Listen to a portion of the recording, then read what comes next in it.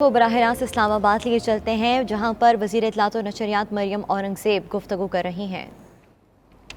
तरक्की की शरह पाकिस्तान इमर्जिंग मार्केट्स के अंदर 2018 में शामिल हो चुका था और तरक्की की शरह को 6% पर पहुंच चुकी थी। वहां से पहले मनफी किया गया और उसके बाद तरक्की की शरह पाकिस्तान की आवाम के सामने जिस तरह 4 साल हिचकोले खाती रही, उसके बाद आज की जो प्रेस कॉन्फ्रेंस है कि जिस 4 साल हुकूमत, एक इम्पोर्टेड हुकूमत, इम्पोर्टेड काबीना, इम्पोर्टेड मुशीर और इम्पोर्टेड तर्जुमान, जब उनकी हुकूमत थी तो मुल्क के अंदर इस वक्त जो तजारती खसारा है वो पाकिस्तान की बुलंद तरीन सतह के ऊपर है।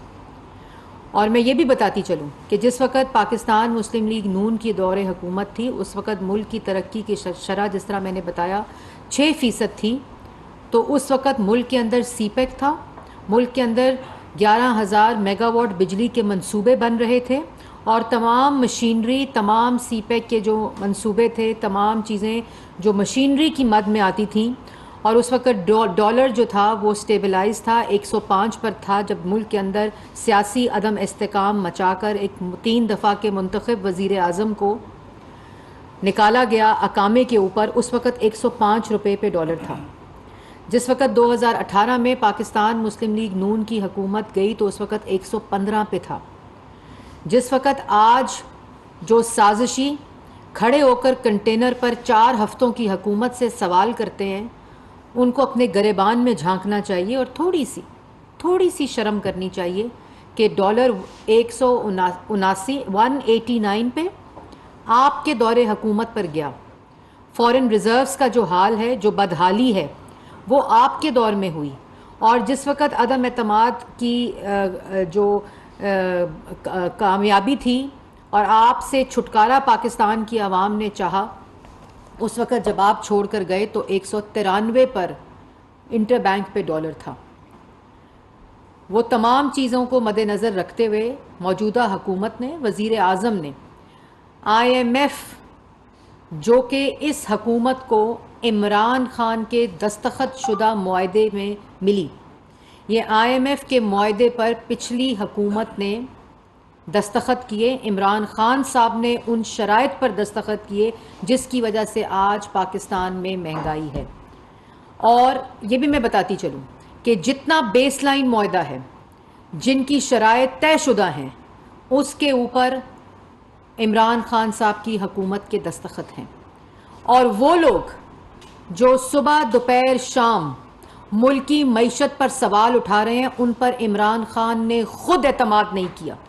एक रात में असद उमर साहब को 2 दफ़ा वजारत देकर तब्दील की गई।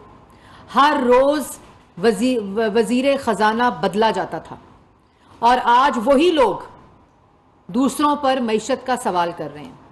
तो हुकूमत पाकिस्तान ने, वज़ीर आज़म पाकिस्तान ने कल एक तफसीली मीटिंग ली और ये पूरा इकनॉमिक प्लान जो इस वक्त, और ये भी बताती चलूँ कि पाकिस्तान मुस्लिम लीग नून की, नवाज शरीफ की वो वाहिद हुकूमत थी पाकिस्तान की तारीख़ में जिसने IMF के प्रोग्राम को 2015 में मुकम्मल किया। और मुल्क के अंदर जो माशी और इक्तसादी जो पॉलिसीज़ थी, उनको इंडिपेंडेंटली एम्पावर करने के लिए खुद पाकिस्तान की तरक्की हो, चाहे वो माशी तरक्की हो, चाहे वो इक्तसादी तरक्की हो, चाहे वो मंसूबे हों, चाहे वो बिजली के मंसूबे हों, चाहे वो पब्लिक ट्रांसपोर्ट के मंसूबे हों, वो तमाम माशी और इक्तसादी इंडिपेंडेंस मुल्क के अंदर पहली दफ़ा मुतारिफ कराकर 2018 में पाकिस्तान को इमर्जिंग मार्केट्स के अंदर शामिल किया। वाहिद हुकूमत है जिसने मुल्क की तारीख़ में IMF को रोल बैक किया। पाकिस्तान मुस्लिम लीग नून के मैनिफेस्टो में पाकिस्तान से महंगाई ख़त्म करना है। ये जो 90 दिन में करप्शन ख़त्म करने आए थे, उन्होंने करप्शन के ज़रिए पाकिस्तान के अंदर महंगाई में इजाफा किया। कार्टल्स और माफियाज और इम्पोर्टेड हुकूमत ने 4 साल पाकिस्तान की आवाम को लूटा। उसके बाद जितने इम्पोर्ट होकर आए थे, आज सब एक्सपोर्ट होकर पाकिस्तान से बाहर चले गए। तो अब एक इकोनॉमिक प्लान के ज़रिए, जिस प्लान के ज़रिए आपका बैरूनी मुल्क कर्ज़ों के ऊपर इन्हिसार कम हो, और मुल्क के अंदर ऐसी फिस्कल मैनेजमेंट की जाए जिसका एक मुकम्मल प्लान तैयार कर लिया गया है, जो दिन रात वजीर आज़म पाकिस्तान, क्योंकि ये वो वजीर आज़म है जिसको डॉलर की प्राइस का इंक्रीज टीवी से नहीं पता चलता, जो सुबह उठकर ये नहीं कहता कि आज डॉलर की प्राइस क्या है तो मुझे सुबह उठकर टीवी से पता चली। ये वजीर आज़म दिन रात को सोता नहीं है और आज पाकिस्तान की आवाम जिस मुश्किल से गुजर रही है उसका सदेबाप करने के लिए दिन रात मेहनत करता है। और कल ये फैसला किया है कि पाकिस्तान की तारीख में पहली दफ़ा तमाम गैर ज़रूरी लग्जरी आइटम्स को बैन किया जा रहा है पाकिस्तान के अंदर। और एक तफसील उसकी लिस्ट है जो मैं अभी आप लोगों को दे भी दूंगी और मैं भी अनाउंस भी करूंगी। तमाम वो आइटम्स जो आम आवाम के इस्तेमाल में नहीं है बल्कि वो लग्जरी आइटम्स हैं, वो नॉन एसेंशियल जिनको गैर ज़रूरी आइटम्स कहा जाता है, उसकी इंपोर्ट पर मुकम्मल बैन लगा दिया गया है। और इसके अंदर फूड आइटम्स हैं, इसके अंदर तज़ीनो आराइश की तमाम चीज़ें मौजूद हैं, इसके अंदर तमाम इम्पोर्टेड गाड़ियाँ बैन कर दी गई हैं। आज मुल्क एक मुश्किल मरहले से गुज़र रहा है। मुल्क के अंदर 4 साल जो माशी तबाही और दहशत गर्दी की गई, उसके लिए ये तमाम इंतज़ामात किए जा रहे हैं कि मुल्क के अंदर से जो मुल्क के अपने रिसोर्सेज हैं और मुल्क के अंदर आने वाली जो इंपोर्ट है, जो गैर ज़रूरी है, जो नॉन एसेंशियल आइटम्स हैं, उनको मुकम्मल तौर पर बैन किया गया है। और ये एक इमरजेंसी सिचुएशन है मुल्क के अंदर और इस वक्त पाकिस्तानियों को कुर्बानी देनी पड़ेगी एक इकोनॉमिक प्लान के तहत। और ये तमाम चीज़ें 2 महीने के लिए जो इसका फौरी फॉरेन रिज़र्व एक्सचेंज के ऊपर इम्पैक्ट आएगा और सालाना ये तमाम चीज़ें बैन करने के साथ साथ सालाना जो इसका इम्पैक्ट है दीगर इक़दामात करने के बाद वो $6 बिलियन सालाना इम्पैक्ट होगा। और एक और बात भी मैं बताती चलूँ कि जो अव्वलीन तरजीह इस वक्त है वो हमारा इंपोर्ट के ऊपर जो डिपेंडेंसी है उसको कम करना और export oriented economic policy introduce कराई जा रही है। और इससे जो सबसे बड़ा इम्पैक्ट होगा वो local industry, local producers, local level के ऊपर जो मुल्क के अंदर इंडस्ट्री लगी हुई है, ये डायरेक्ट उसको फ़ायदा होगा। जो कंज्यूमर गुड्स हैं वो लोकली जो प्रोड्यूस होते हैं उनके इस्तेमाल में इजाफा होगा। लोकल इंडस्ट्री जो है उसको तरक्की मिलेगी। मुल्क के अंदर लोकली इस इंडस्ट्री के इंक्रीज़ होने से जो रोज़गार है, जो 60 लाख लोग 4 साल में बेरोज़गार कर दिए गए और जो तमाम इम्पोर्टेड काबीना, तर्जुमान, मुशीर जिनको यहाँ नौकरियाँ दी गई जो इस वक्त तक एक्सपोर्ट हो चुके हैं, जिनकी शक्लें भी नज़र नहीं आती, तो मुल्क के अंदर लोकल इंडस्ट्री को फ़रोग़ देकर मुल्क के अंदर रोज़गार का इंतज़ाम इस इकनॉमिक प्लान के ज़रिए किया जा रहा है। उसके बाद जो इम्पॉर्टेंट चीज़ है कि और ये डायरेक्ट इसका इम्पैक्ट करंट अकाउंट डेफिसिट के ऊपर होगा। और जो मुल्क के इस वक्त मैंने जैसे पहले कहा कि 4 साल में जितना कर्जा लिया गया, आज जो शख्स कंटेनर पर चढ़ा हुआ है और एक मुल्क के अंदर एक ईंट नहीं लगाई गई, मुल्क का कर्जा 25,000 से 43,000 अरब कर दिया गया। तो इस इकदाम से ना सिर्फ डॉलर प्राइस में स्टेबिलिटी आएगी फॉरेन रिजर्व्स में, बल्कि इसके अंदर करंट अकाउंट डेफिसिट और मुल्क का जो इन्हिसार है कर्ज़ों के ऊपर वो भी कम होगा। और इसके साथ साथ ये भी कि जो मैंने आपको उसमें बताया कि जो मकामी सनत है उसमें इजाफा होगा और इसके अंदर बड़ी गाड़ियाँ मुकम्मल तौर पर बैन की जा रही हैं। मोबाइल फ़ोन्स मुकम्मल तौर पर इम्पोर्टेड बैन किए जा रहे हैं। होम अप्लायंसेस मुकम्मल तौर पर इम्पोर्टेड बैन कर दी गई हैं। ड्राई फ्रूट्स और फ्रूट्स मुकम्मल तौर पर बैन कर दिया गया है। क्रॉकरी की तमाम आइटम्स बैन कर दी गई हैं और प्राइवेट वेपन्स जो है इम्पोर्टेड वो बंद कर दिए गए हैं। शूज़ जो है वो भी कम्प्लीटली बैन कर दिया गया है। जो शैंडलियर्स और लाइटनिंग के इक्विपमेंट्स हैं मुकम्मल तौर पर बैन कर दिए गए हैं। डेकोरेशन पीसेस, जो फूड आइटम्स में सॉसेस हैं, फ्रोज़न मीट है, फ्रूट्स हैं, वो मुकम्मल तौर पर बंद कर दिए गए हैं। सैनिटरी वेयर मुकम्मल तौर पर बंद। जो डोर्स एंड विंडो फ्रेम्स हैं मुकम्मल तौर पर इम्पोर्ट जो है उसकी बंद कर दी गई है। Fish and frozen food, fish जो है मैं ऑलरेडी बता चुकी हूँ। कार्पेट्स जो है मुकम्मल तौर पर, प्रिजर्व्ड और फ्रूट आइटम्स भी मुकम्मल तौर पर बैन कर दिए गए हैं। टिश्यू पेपर्स भी मुकम्मल तौर पर बैन कर दिए गए हैं। फर्नीचर और जितना ये मेकअप और शैम्पूज़ का आइटम है इम्पोर्टेड, उसके ऊपर भी मुकम्मल बैन लगा दिया गया है। गाड़ियों का और मोबाइल फ़ोन्स का मैंने पहले बता दिया। कन्फेक्शनरी, जितनी कन्फेक्शनरी इंडस्ट्री में इंपोर्टेड चीज़ें इस्तेमाल होती हैं, मुकम्मल बैन लगा दिया गया है। लग्जरी मैट्रेसेस और स्लीपिंग बैग्स पे मुकम्मल बैन लगा दिया गया है। फ्रूट आइटम्स में जैम्स और जेलीज भी इंक्लूडेड हैं। Bathroom ware, toiletries, heater, blower, sun glasses, kitchen ware, aerated water, frozen meat, juices, pastas, ice cream, cigarettes, shaving goods, luxury leather, musical instruments, salon items, chocolates, तमाम चीज़ों के ऊपर मुकम्मल ban लगा दिया गया है।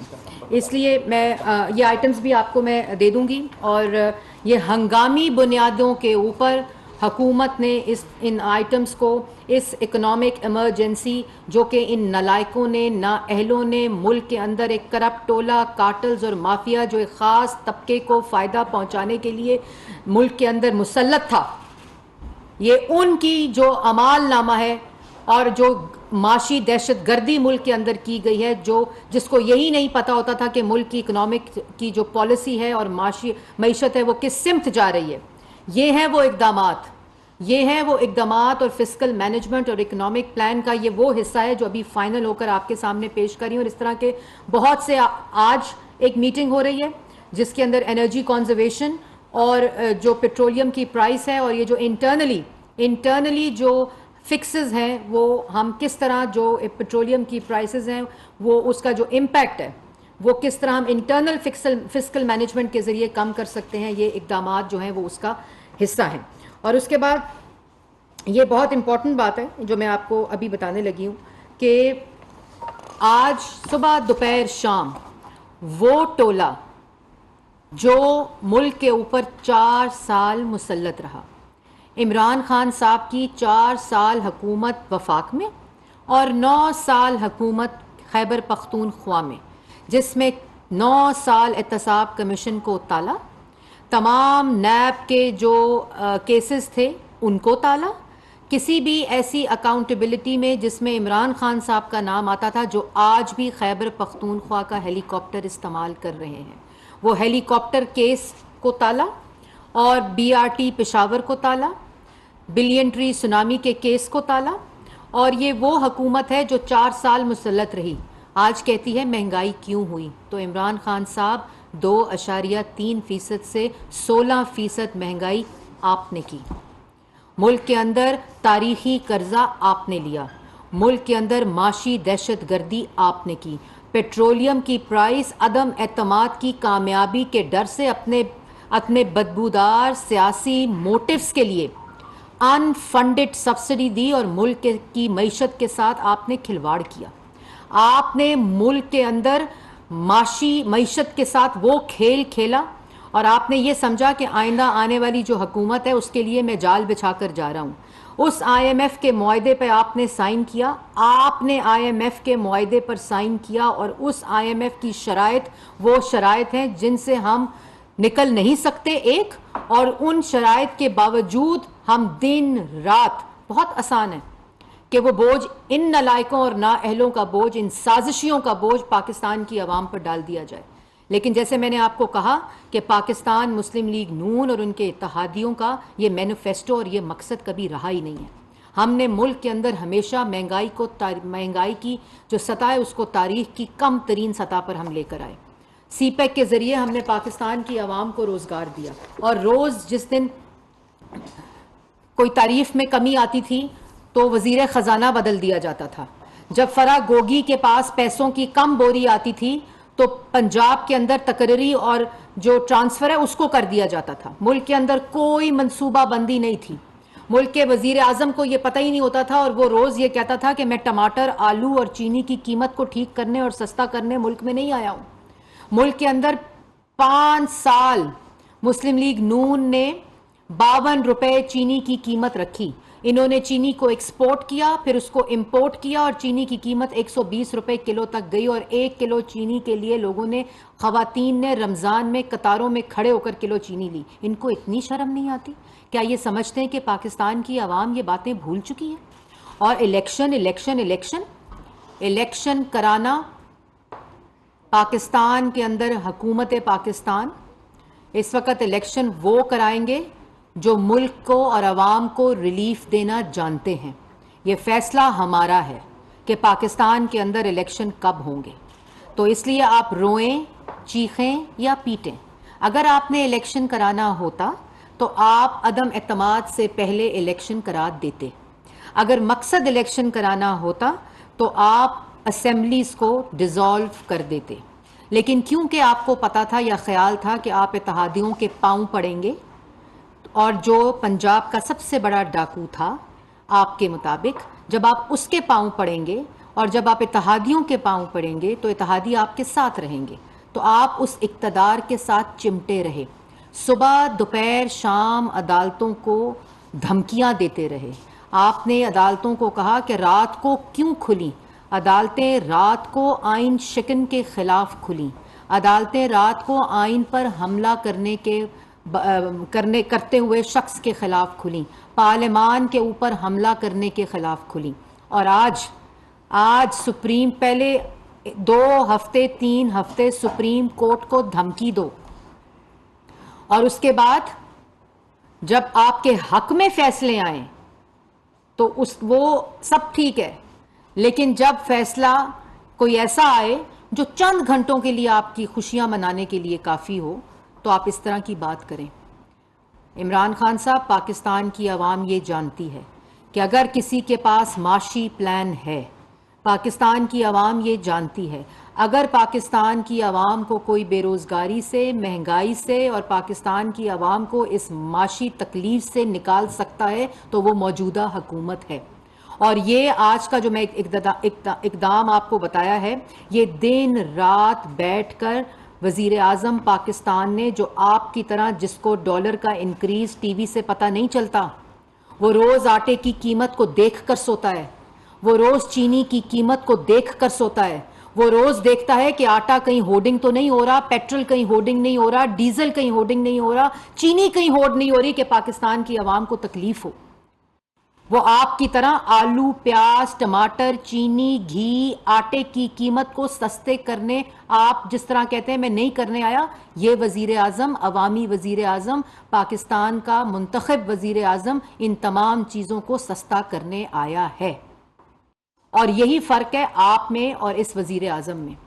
बहुत आसान फ़ैसले होते हैं महंगाई करने के, लेकिन दिन रात मेहनत करनी पड़ती है चीज़ों को सस्ता करने के लिए। 4 साल चीनी की कीमत आपने अपने कार्टल्स और माफियाज के ज़रिए, जब 2018 में पाकिस्तान मुस्लिम लीग नून की हुकूमत छोड़ के गए तो आटा भी एक्सपोर्ट हो रहा था, चीनी भी एक्सपोर्ट हो रही थी। आज आपकी वजह से चीनी भी इंपोर्ट हो रही है और एक्सपोर्ट हो रही है, इंपोर्ट हो रही है। ये आपकी कारकर्दगी है। आप जितना मर्जी डांस करें, आप जितना मर्जी धमाल डालें, आप जितना मर्जी शोर करें, पाकिस्तान की आवाम ये जानती है आपका मकसद मुल्क में इंतशार फैलाना, आपका मकसद मुल्क में अफरा तफरी फैलाना, आपका मकसद 4 साल मुल्क में, आप 4 साल पहले भी कंटेनर पर चढ़े रहे जहां आपने सिविल नाफरमानी की कॉलें दी, बिल जलाए, पुलिस वालों के सर फाड़े। 4 साल हुकूमत में रहकर भी आपने आईनी अदारों को इस्तेमाल करके, आपने रियासती अदारों को इस्तेमाल करके ऑपोजिशन के ऊपर आपने अपनी ताकत का इस्तेमाल किया और उनको जेलों में डाला, मीडिया को जेलों में डाला। और अब भी आप चाहते हैं मुल्क के अंदर अनारकी हो। ये तमाशे करने से, ये धमाल डालने से, ये झूठ बोलने से, सुबह दोपहर शाम आज भी अदारों के ऊपर हमला आवर आप हैं। और सुबह दोपहर शाम आप लोगों को चोर कहकर अपनी चोरी से नज़र नहीं हटा सकते, आप अपनी नालायकी, नाअहली से नज़र नहीं हटा सकते, आप अपनी फ्रंट मैन फरा गोगी और शहजाद अकबर की चोरी और डाके से नज़र नहीं हटा सकते, आप तोशा खाना की चोरी से नज़र नहीं हटवा सकते।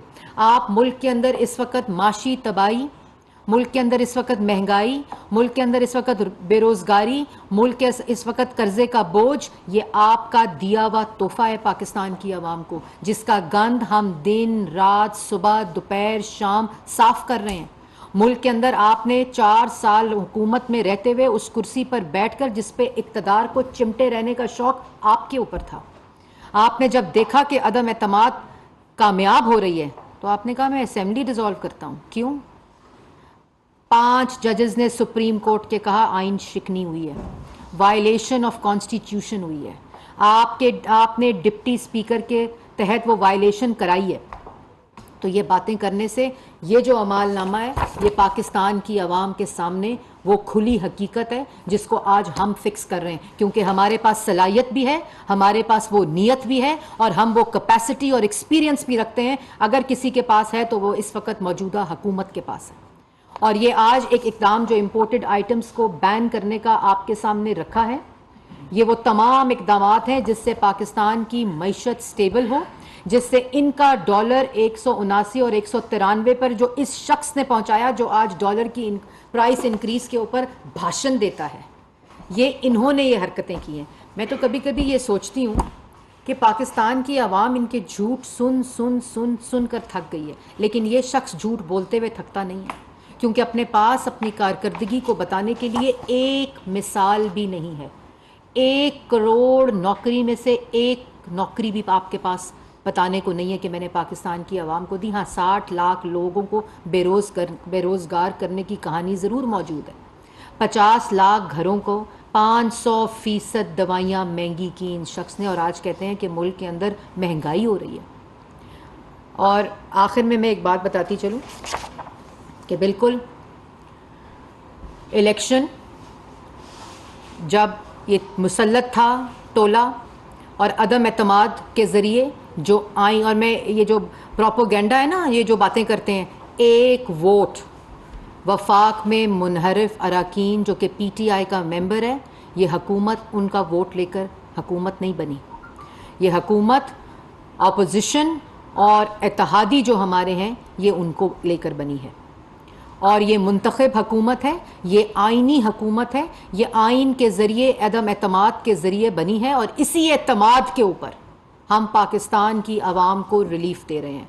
हम वो बोझ जो इस इक़्तिदार से चिमटे रहने वाले शख्स की जहनियत है, जो अपने इक़्तिदार से हटने के बाद कभी मुल्क के ख़िलाफ़ साजिश करता है, कभी वो ख़त लहराता है जो ख़त्म हो गया, इनको खुद समझ आ गई अब वो ख़त नहीं लहराया जाता, किसी जलसे में कोई ख़त नहीं लहराया जाता, क्योंकि वो मजाक और तमस्खर इनका उड़ा है और पाकिस्तान की आवाम ये जान चुकी है कि उस ख़त की हकीकत क्या थी। लेकिन इक़्तिदार के हवस में 4 साल इस इक़्तिदार की कुर्सी पर बैठा हुआ शख्स आज सवाल करता है। इलेक्शन कराने का फ़ैसला हुकूमत का, इत्तेहादियों का, पाकिस्तान मुस्लिम लीग नून का होगा। तुम्हारे पास उस फैसले का हक अदम एतमाद से पहले था इमरान खान साहब। अगर आपने इलेक्शन कराने थे तो वो कंटेनर पर चढ़कर नहीं कराए जाते, वो गालियां देकर नहीं कराए जाते, वो वज़ीर आज़म की कुर्सी पर बैठकर आपके पास आइनी हक मौजूद था, लेकिन उस वक़्त आपको इक़्तिदार की हवस थी, और आज फिर उस इक़्तिदार की हवस में ये इलेक्शन नहीं कराए जाएंगे। वो फ़ैसला इलेक्शन का पाकिस्तान मुस्लिम लीग नून का होगा, इत्तेहादियों का होगा, और जब दिल करेगा तब इलेक्शन कराएंगे। इसलिए ये गर्दान भी बंद करें, ये तमाशे भी बंद करें, ये धमाल भी बंद करें। और आज मैं देख रही थी वो खैमे जो खैमे लगाने का मजाक यहाँ किया था, जो लंगर खाने आकर हमने स्ट्रीमलाइन की और पहले कहा वो लंगर खाने बंद हो रहे हैं, अब जी वो खैमे लगाए जा रहे हैं जहाँ इमरान खान साहब वर्जिश करेंगे। आपको याद है वो धरने में बाहर निकलने का टाइम था तो बनी गाला के अंदर वर्जिश हो रही थी। ये वही तमाशा रिप्ले हो रहा है, इससे कोई हमें फ़र्क नहीं पड़ता, पाकिस्तान की आवाम को कोई फ़र्क नहीं पड़ता। आज पाकिस्तान की आवाम ये पूछती है कि 4 साल तुम्हें दिए थे, इक़्तिदार की कुर्सी पर आप बैठे थे, इख्तियारात आपके पास थे, उस इख्तियारात को इस्तेमाल करके आपने सिर्फ सियासी मुखालफीन को झूठे इल्ज़ामात पर जेलों में डाला। वो इख्तियारात इस्तेमाल करके आप इलेक्शन भी करा सकते थे, वो इख्तियारात इस्तेमाल करके आप महंगाई भी कम कर सकते थे, बेरोज़गारी भी कम कर सकते थे, आटा चीनी बिजली गैस दवाई भी कम कर सकते थे, डॉलर की कीमत भी कम कर सकते थे, लेकिन ना सलाहियत थी और नीयत सिर्फ कार्टल्स और माफिया की जेबें भरनी थी, क्योंकि उन्होंने आपकी फंडिंग करनी थी। आज आप जो जलसे करा रहे हैं वो वही फंडिंग है जो आवाम की जेबों से पैसा निकलकर उन कार्टल्स और माफिया की फंडिंग में गया जो आपके जलसे करा रहे हैं। ये चीज़ें पाकिस्तान की आवाम जानती है। उस्मान खान समा से मैडम, बड़ा ही अजीब सूरत हाल है। चीफ जस्टिस ऑफ पाकिस्तान की जानिब से इस बात पर नोटिस दिया जाता है कि वफाकी हुकूमत इदारों में तबादलों और तकर्रियों पर अपना इख्तियार क्यों इस्तेमाल कर रही है। इस हवाले से वफाकी हुकूमत का क्या मौक़िफ़ होगा, क्या उस को चैलेंज किया जाएगा? और दूसरा, आप कह रही हैं कि वफाकी हुकूमत में किसी मुनारिफ हुक्म ने वोट नहीं दिया, तो क्या पंजाब हुकूमत में मुनारिफ फरकान ने वोट दिया था, अदालती फैसले से मुतासिर हो सकती है पंजाब हुकूमत? देखिए, दो बातें आपने की। एक तो नैब के बारे में आज सुप्रीम कोर्ट ने भी बात की, और जो बात आप कर रहे हैं, नैब के ऊपर सुप्रीम कोर्ट के अपने फैसले हैं। फाजिल जजेस ने एंड ऑनरेबल जजेस ने ये फैसले खुद दिए हैं कि नैब को पॉलिटिकल इंजीनियरिंग के लिए इस्तेमाल किया जाता रहा। नैब को की जितनी कार्रवाई है वो ह्यूमन राइट्स की वायलेशन है। साद रफ़ीक साहब के केस का ये फैसला मौजूद है, और उसके अंदर ये वाज़िया तौर पर कहा गया है कि सियासी मोटिव्स के लिए इस्तेमाल किया जाता है नैब को, और जो नैब के अंदर नैब गर्दी की जाती है वो हमने 4 साल देखा कि वज़ीर ऐलान करते थे और अगले दिन नैब उनको गिरफ्तार करता था जिनके बारे में ऐलानात होते थे। तो नैब न्याजी गठजोड़ इमरान खान साहब का ज़ैली अदारा था, और इसके बारे में हाई कोर्ट्स और सुप्रीम कोर्ट के अपने फैसले मौजूद हैं कि ये किस तरह इस्तेमाल किया जाता रहा, और उसके ऊपर ये भी कहा गया कि उस पर कानून साजी भी होनी चाहिए। और मेरे ख्याल में गालिबन पिछली हुकूमत ने 6 ऑर्डिनेंस नैब अमेंडमेंट के निकाले, और जो आखिरी ऑर्डिनेंस है वो भी 2 जून को गालिबन ख़त्म हो रहा है, जिसमें जो मौजूदा चेयरमैन नैब हैं उनकी जो एक्सटेंशन है वो ख़त्म हो रही है, जो मुद्दत है जिसमें इनकी तौसी दी गई थी। और ये तमाम फैसले जो हाई कोर्ट्स हैं उनके अंदर भी मौजूद है हमारे ही केसेस में, क्योंकि ये नैब तक तो पकड़ लेते थे, फिर रेफरेंसेस कभी 56, कभी 90, कभी 60, कभी 20 रेफरेंसेस भी जमा कराते थे, और फिर वो केसेस जो नैब के अंदर चल रहे थे वो FIA ने ले लिए। ये पाकिस्तान की तारीख में पहली दफ़ा हुआ कि जो केसेस नैब के अंदर रेफरेंसेस मौजूद हैं और केसेस अंडर ट्रायल हैं वो नैब ने ले लिए, क्योंकि देखा कि वहाँ मीडिया ट्रायल ख़त्म हो गया है, क्योंकि नैब के अंदर तमाम बेलें हो चुकी हैं, तो वो और NCA का फैसला भी आ चुका है। तो दूसरी तरफ FIA से कार्रवाई शुरू। और आपको पता है बशीर मेमन साहब का जो इंटरव्यू है वो आपके सामने है कि किस तरह अदारों को इस्तेमाल करके, उनके जो सरबराहान थे उनको इस्तेमाल करके और उन पर प्रेशर डाल के सियासी मुखालफिन के ख़िलाफ़ ये केसेस बनाए गए। तो इस पर हमारी कानूनी टीम जो है इस वक्त मशावरत कर रही है, और इस वक्त भी जारी है। तो उस जो भी अभी नोटिस किए हैं सुप्रीम कोर्ट ने, इंशाल्लाह अपना मौक़िफ़ भी पेश करेंगे, और जो एग्जीक्यूटिव की कार्रवाई है उसके बारे में भी जो इन्फॉर्मेशन मांगी गई है वो सुप्रीम कोर्ट के आगे हम पेश करेंगे। मैडम, जब भी कभी लग्जरी आइटम पर पाबंदी लगती है तो स्मगलिंग में इजाफा हो जाता है। आप दोबारा से अगर आप पाबंदी लगाते हैं तो स्मगलिंग में इजाफा होगा, जो लोकल प्रोडक्ट है वो भी महंगी होगी। इसकी रोकथाम के लिए आपने क्या किया? दूसरा, एक तबका जो है वो इम्पोर्टेड जो मेकअप इस्तेमाल करता था, क्या आप समझते हैं कि उससे वो नाराज़ हो जाएगा? एक बड़ा तबका जो है वो ये चीज़ें इस्तेमाल करता है। देखें, एक तो बिल्कुल वाज़िया तौर पे डायरेक्शन हुकूमत ने और वज़ीर आज़म साहब ने ज़ाती तौर के ऊपर इसको मॉनिटरिंग में रखा है, और FPR और स्टेट बैंक को ये कहा है कि जो स्मगलिंग है, बिल्कुल आपने सही सवाल किया कि एक तो स्मगलिंग भी ज़्यादा होगी, और जो मौजूदा आ चुकी हैं या LCs खुल चुकी हैं, जो वो इम्पोर्टेड आइटम्स आएंगी उनकी प्राइस भी इंक्रीज़ होगी। तो इसके ऊपर मुकम्मल मॉनिटरिंग मेकनिज़म को इस वक्त वज़ा कर दिया गया है, और सख्त से सख्त सज़ा दी जाएगी। इस वक्त मुल्क एक नालायकों और नाअहलों और चोर और करप्ट टोले की कारकर्दगी और अमाल नामे की वजह से एक मुश्किल वक्त से गुजर रहा है। ये तमाम इक़दामात पाकिस्तान की आवाम को, बिलखसूस उस तबके को जो ऑलरेडी महंगाई की चक्की में पिस रहा है, उसको रिलीफ देने के लिए लिया गया है। लेकिन इसको कोई भी अगर एक्सप्लॉइट करेगा उसके ख़िलाफ़ सज़ा भी है, और बहुत सख्त इसके ऊपर इस वक्त विजिलेंस कर दी गई है। इसलिए इससे बाज रहना चाहिए, और आप लोग भी जो इस वक्त इसमें कोई भी जिनकी LCs खुल भी गई हैं और जो अभी मौजूद हैं, मेरे ख्याल में आप भी कौमी ये फरीज़ा है आपका, वो लोग सब के वो इसमें अपना हिस्सा डालें, और ज़्यादा से ज़्यादा रिलीफ जो है वो पाकिस्तान की आवाम को देना चाहिए। दूसरा आपने सवाल किया मेकअप। बिल्कुल जी, तमाम जो लोकल इंडस्ट्री है वो बड़ी पाकिस्तान की मेकअप इंडस्ट्री इवॉल्व की है। पिछले कौन मना कर रहा है कि आप ना जाएं? अभी भी मार्च से पहले मुल्तान में कल जलसा होगा, किसी ने रोकने की कोई, आपको कौन रोक रहा है? मैंने पहले कहा था जितना बोलेंगे, ये 4 साल जितना बोले हमें फ़ायदा हुआ, आवाम को इनकी असलियत का पता चला। अब भी आप जितना बोलते हैं इमरान खान साहब, उसका फ़ायदा हमें होता है। लेकिन आप जो जो बोल रहे हैं, जो जो बोल रहे हैं उसकी ना आपने खुद उसके ऊपर अमल किया 4 साल। जो बोलकर सवाल आप 4 हफ्ते की हुकूमत से आए हुए पूछ रही हैं, आपके ऊपर अवाम मुंह चढ़ाकर आपसे वो सवाल पूछ रही है। आज अभी मैं बयान सुन रही हूं कि महंगाई के खिलाफ जलसा और मार्च होगा। ये वो लोग कह रहे हैं जिसने 2.3% की महंगाई ग़िज़ाई, जो कि खुर्दोनोश की आइटम्स, जो कि खाने की चीज़ें थी, उसकी महंगाई को 16% पे कर दिया। कर्ज़े पर बात कर रहा है शख्स जिसने कर्ज़े को 25,000 से 43,000 अरब कर दिया। कश्मीर पे बात करें कि मेरे अलावा किसी ने कश्मीर पे बात नहीं की। कश्मीर फरोशी करने वाला शख्स, कश्मीर को श्रीनगर बनाकर वहाँ उठक बैठक करो तो कश्मीर आज़ाद हो जाएगा। कश्मीर को मोदी अगर जीत जाएगा तो कश्मीर का मसला हल हो जाएगा। वो आज सवाल कर रहा है कश्मीर पे।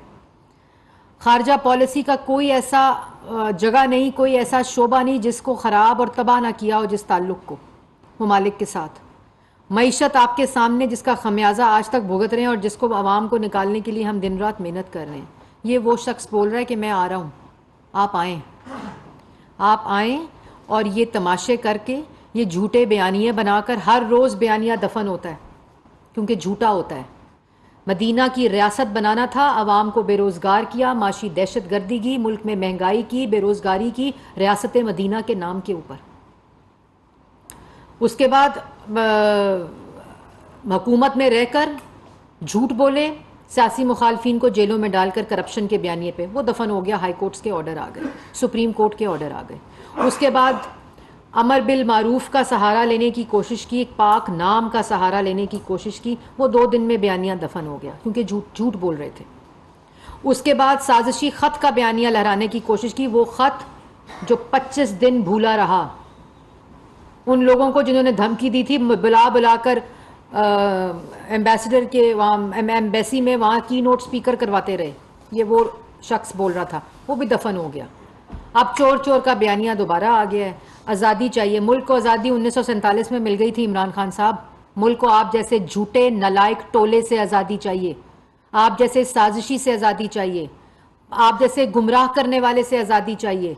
आपकी नलायकी, नाअहली और करप्शन से तो आज़ादी अल्लाह ताला के फजलो करम से पार्लियामान और आइन के ज़रिए हमने कराई है। लेकिन अब इंशाअल्लाह पाकिस्तान की सियासत से पाकिस्तान की आवाम आप जैसी झूठी और नाकाम सियासत से मुल्क को आज़ाद कराएगी। आखिरी सवाल और जो डेडलाइंस दी जा रही हैं हुकूमत के कानून के हवाले से, उसकी बात कौन डेडलाइंस दे रहा है? देखिए, मैंने पहले कह दिया, डेडलाइन देने का इख्तियार और इलेक्शन कराने का इख्तियार ये हमारे पास और हमारे इत्तेहादियों के पास है। जब हम चाहेंगे इलेक्शन होगा, जो डेडलाइन हम देंगे वो डेडलाइन होगी। मैंने पहले कहा, ये तमाशे करने से ना इलेक्शन होगा, और आपके कहने से, क्योंकि आप ये इख्तियार खो बैठे हैं। जिस दिन आप अदम एतमाद हार चुके थे, उससे पहले तक बतौर वज़ीर आज़म ना लायकी सही ना अहली सही, लेकिन उस कुर्सी का इख्तियार। मरियम औरंगज़ेब न्यूज़ कॉन्फ्रेंस कर रही थी।